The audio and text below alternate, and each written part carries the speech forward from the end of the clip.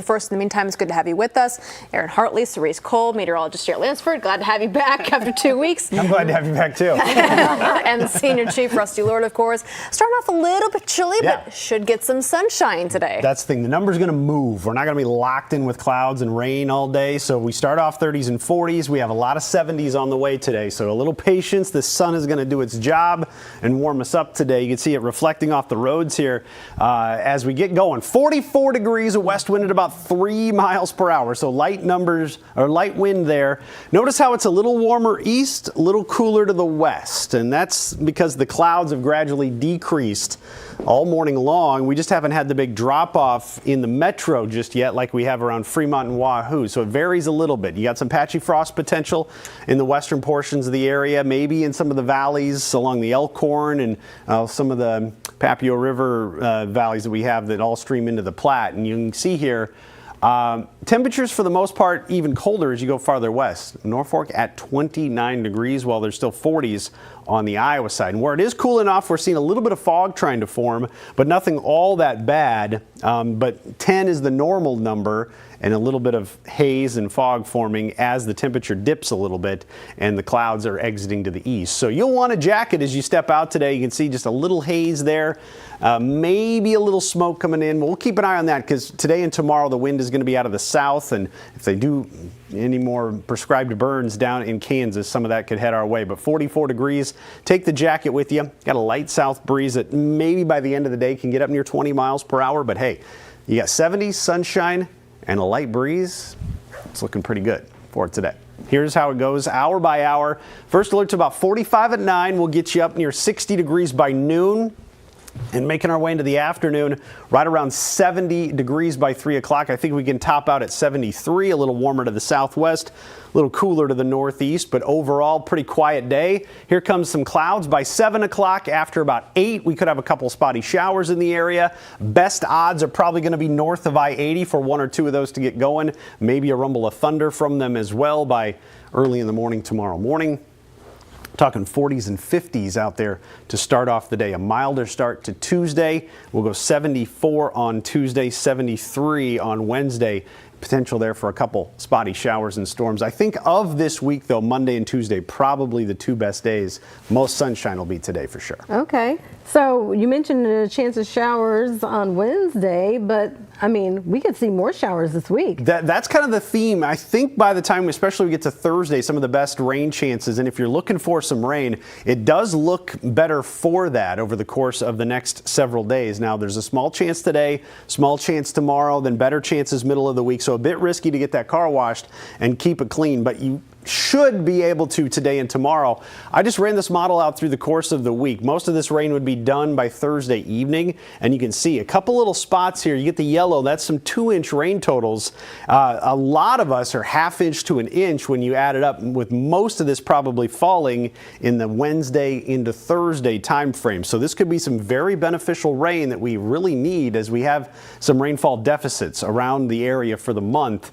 Typically one of our wetter months, and we haven't had a ton. 73 degrees for the high on Wednesday, 71 on Thursday. You can see just a little better storm chance as we go Wednesday night into Thursday. Don't be surprised if maybe we bump that up a little bit more for Wednesday night. Looking at some recent model data, you got 60s on the way this weekend, though.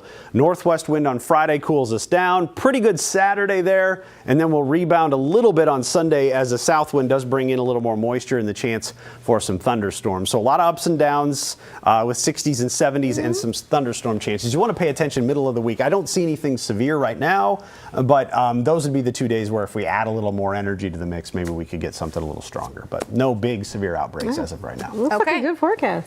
Keeping our fingers crossed. Okay, in the meantime, Jerry, good to have you back, and you have a new crash to talk about on this Monday. It's right at a busy interchange, Dodge 680, so we have a lot of traffic that makes its way through that area. Let's take a look at exactly where that is and what we're seeing as far as delays with this. It's going to affect expect more eastbound traffic as you're heading through this area. It's right where that split takes place. 680 traffic to go north or south from eastbound Dodge. So the right shoulder is blocked. Sounds like a vehicle has left the road is what is going on here. So watch for that. You can see traffic so far seems to be getting through here in okay shape, but you are looking at that being a scene that is ongoing. So watch for that if you're about to head through that stretch.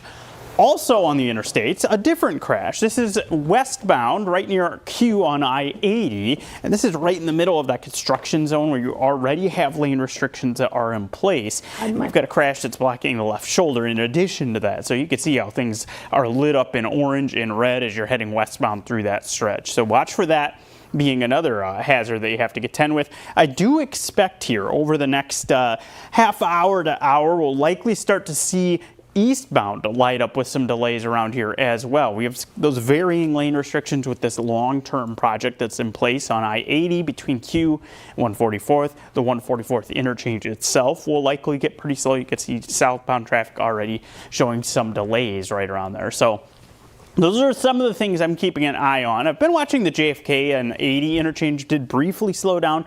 Looks like it's doing a lot better now at this point.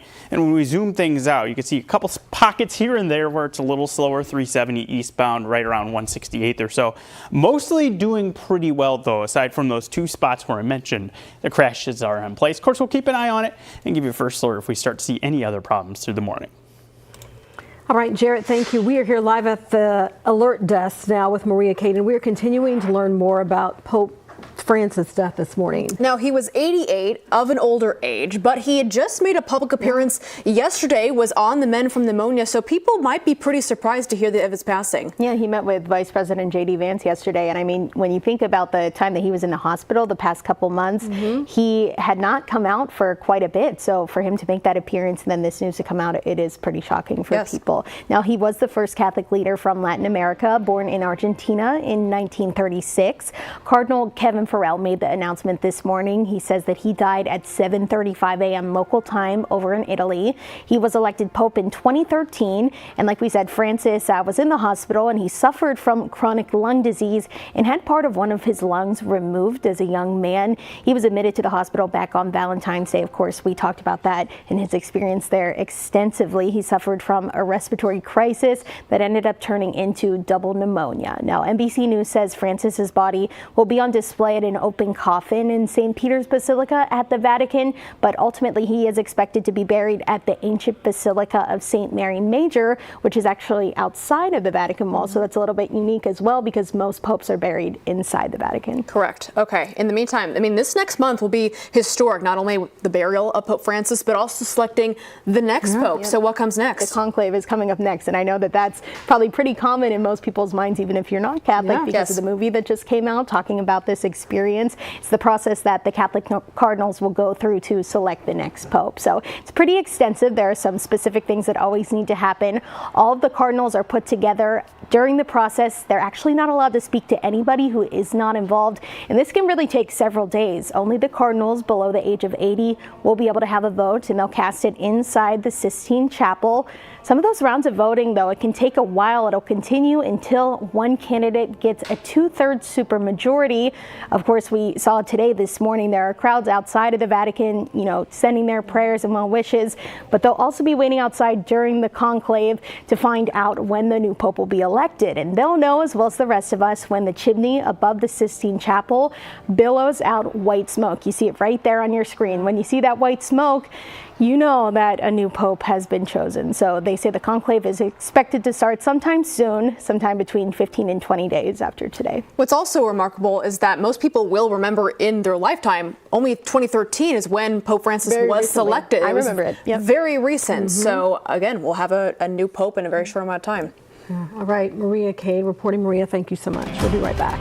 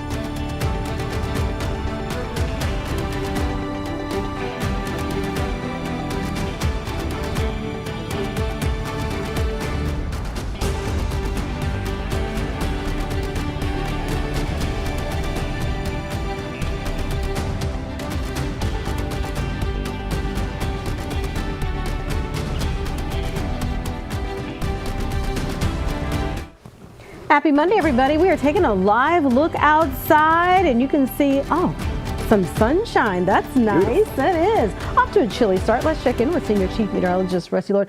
Good to see that sun back after, kind of a soggy Sunday we had on Easter Sunday. 40s and rain and clouds. It wasn't the best. It wasn't the best Easter weather, but we survived. A lot better today. We got sunshine and 70s back in play, so if you get a chance to enjoy it this afternoon, deck night forecast looking really good. And the weather headlines start off with today being the most sunshine we're going to have of the week. Still pretty good tomorrow, by the way, though.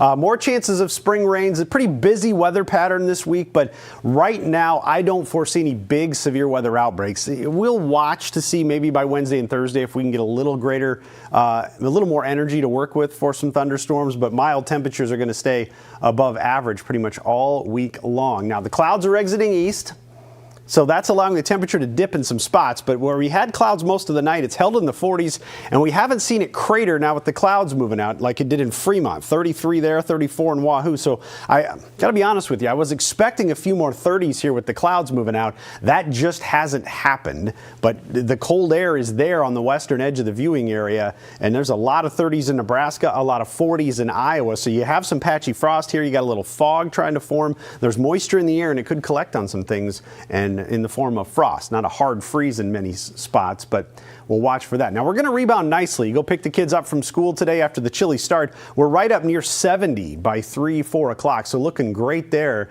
by the time you get the kids or they're walking home. Notice how we go through the course of the day. This is 3 o'clock. By 5, we're up to 73. And then we start to fall by 7 down near 70. Clouds will move in from the west, and there's a couple showers, maybe a thunder shower in there over the course of the evening. After about 8 o'clock, could have a couple of these moving through. Notice how the best odds are probably north of I-80 for the vast majority of these. They'll race out of here overnight, and then we start off tomorrow morning down in the 50s to start off the day. Watch here. 8, 9, 10 o'clock, couple spotty showers, thunder showers tonight. That's what we'll be watching for. Very small chances of rain here as we go through the course of the next several, or as we go through the course of the evening. Now, I got a couple more chances on Tuesday. Watch down here Tuesday evening for a couple spotty storms to pop up. Northwest Missouri, parts of southeast Nebraska. That's a small chance there we'll keep in the forecast. Most of us will probably just look south and see those. And then on Wednesday, you have the potential there for a few more showers and thunderstorms to develop as we go through the afternoon, use the heat of the day a little bit. And that's what we'll watch for, is maybe if this can turn into something with a little more energy, maybe you get a marginal severe risk out of that. But still, potential there for some rain, some thunderstorms into Wednesday, possibly even more on Thursday. You can kind of get the idea there, a little bit of a busier pattern here over the course of this week. But temperatures looking pretty good. Averages are in the 60s. We've got quite a few 70s on there. Pretty fair forecast as we start nearing the end of April. It's kind of wild to say that. Although we will take our chances for rain. Hopefully getting some more soon. Yeah, so we got this week, and then it looks pretty quiet over the weekend until we get to Sunday evening where we could have a few more storms. And that there would be some welcome rain to start off next week. And we're focusing on the rain because April's one of our soggier months. And we're below average for the month, for the season, and for the year. So we need to make up a little deficit here, green things up a little bit. Yesterday helped, but it was only at most a quarter to a half an inch in some spots. So hopefully we can keep this pattern going into the early part of May, get some more showers and thunderstorms moving on through. And 60s, 70s, and some spring rains, that would line up pretty well with what we expect in April into May. That would be nice to get some April showers. No kidding. More of that. All right. Jared, it is not our best start to our Monday morning. You have another crash to tell us about. Yeah, we're not really blooming with very smooth travel here. So unfortunately, we're seeing I-80 traffic being slowed with the crash that's still on the shoulder there, in addition to the construction there. So it's the combination of those two factors that is leading to our issue here right around Q. So as you're heading through that stretch, be ready for some delays. As you're going westbound, you can see those stack up from about the Giles exit back to about L is where you're looking at the worst of it heading westbound. And I do think eastbound will likely probably start seeing some delays here shortly as well. You can see 144th also getting some slowdowns at this time. So this is just generally going to be an area that has issues here through this week and the next several months as well with that construction project taking place. Not the only crash that we have, though. This is one that is right around where you have eastbound traffic from Dodge trying to merge over towards 680. You have that split that takes place. It sounds like a vehicle has left the roadway here, so the right shoulder is blocked as crews work that scene. Watch for that as you head through that stretch this morning. Elsewhere, what I'm watching, we're doing okay on the JFK. That's good news, and that's kind of the case for many of our roads. We're moving along in pretty good shape. We've had some consistent delays showing up on 370, though, right around 168th. Now showing up in both directions. Maybe some school traffic being part of the reason for that being there right now. Most spots, though, are off to a good start. You'll need the sunglasses as you head out the door. Make sure you don't forget those as you start off your day. All right. Yeah, not for sure. Okay, Jared, thanks. More news now. A Nebraska man is dead after a tragic crash on I-80. Deputies were called to mile marker 429, not far from where the Platte River is. A car lost a tire in this area, leaving it to be undrivable. It was then hit from behind by a tractor trailer. The driver of that car, 29-year-old Omar Contreras of Columbus, died at the scene. He was the only person in that car. The semi-driver was not hurt. An update after breaking news we told you about over the weekend. We now know a 17-year-old died after a crash near 72nd and Izzard. Omaha police say they found the teen inside a burning vehicle. He had hit a tree. Officers pulled him from the car. He was taken to the hospital where he died. Police say speeding played a role in the crash. Well, still ahead, it's time for a little bit of a throwback. Bring out your crayons because apparently we're celebrating all things kindergarten when we come back. Stay with us.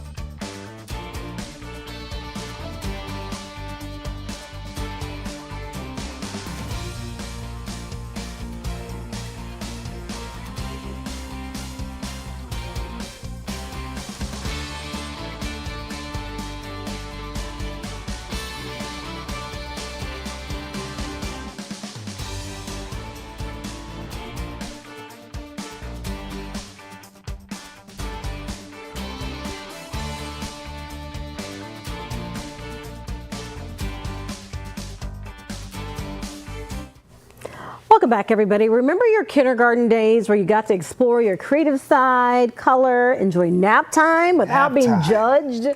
Who's judging? Okay, well, today it is the perfect day to reflect on that. It is National Kindergarten Day. We celebrate all the curiosity and interest-driven learning of all the heart that kindergarten teaching every April 21st. It's actually the birthday of German educator Friedrich Froebel, who started the first kindergarten in the 1800s. At that time, it was a play and activity institute to help young kids transition from home to school.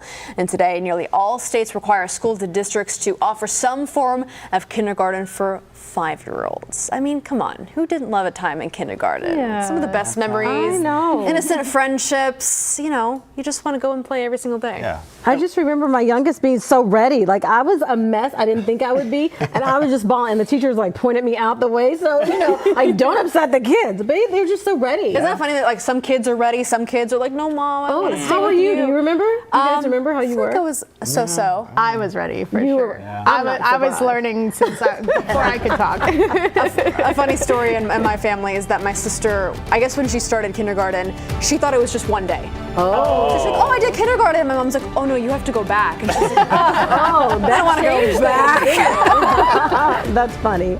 All right, everybody. Thank you so much for joining us. We're going to get ready for our Update in Today show. You can watch it here or over the air. Have a good start to your Monday.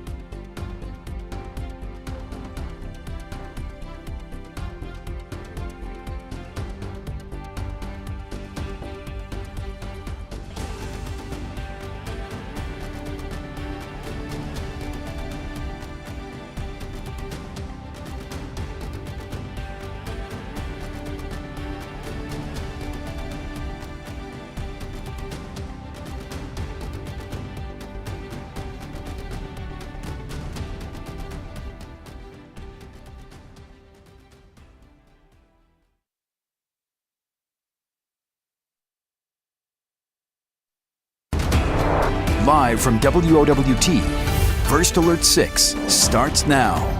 Good Monday morning, everybody. It is 7:26. I'm Cerise Cole. I'm Aaron Hartley. Starting out this Monday with some pretty slow conditions. We'll get a check in on traffic with Jarrett Lansford. And it's all tied to a combination of factors on I-80 westbound. You do have a crash with the left shoulder blocked right around Q, but all lanes are open in that area aside from construction. So it's the crash and the construction that are leading to these delays as you're approaching Giles heading westbound. So watch for that. It's going to generally in this area be slow. You can see the eastbound delay starting up just past 144th on I-80 as well, heading eastbound there. You do have a crash as well on the ramp from Dodge eastbound to go to 680. The left shoulder is blocked as a result of that one, a vehicle that has left the road. So watch for that in the early going. A few busy spots where we are seeing issues as we start things off today. Thanks, Jared. As far as what we're seeing as we go off to the wide, you can see 370 is also seeing some delays. So it's not all crashed with what we're seeing with the issues. A lot of other spots, though, are moving along pretty well. Rusty. All right, thanks, Jared. Let's talk about the clearing that we have out there as we march through the course of the day. What we see here is we're likely going to see the clouds exit to the east. I believe so anyway. Clouds are moving off towards the east. There's where temperatures are. 44 in Omaha, 41 in Millard. We're at 40 in Elkhorn and 35 in Fremont. So you chillier air to the west there because the clouds have moved out, and that's allowed the temperature to dip quite a bit where we have a little patchy frost potential. Today we're going 73 to 74 for that afternoon high. A lot better than yesterday. And well, a small chance of rain today after about 8 o'clock. Watch for a couple spotty showers moving through the area. Aaron? Well, family and friends are waiting for answers about 3 girls still missing in the Missouri River. The search resuming later on this morning. Loved ones gathered near the boat docks at MP Dodge Park, lighting candles and throwing flowers. First responders did continue their search all day Sunday. They did check in the same areas, even went farther into Sarpy County. All right, everybody. It is 7:28. We are back with another update for you in about 25 minutes. We'll see you then.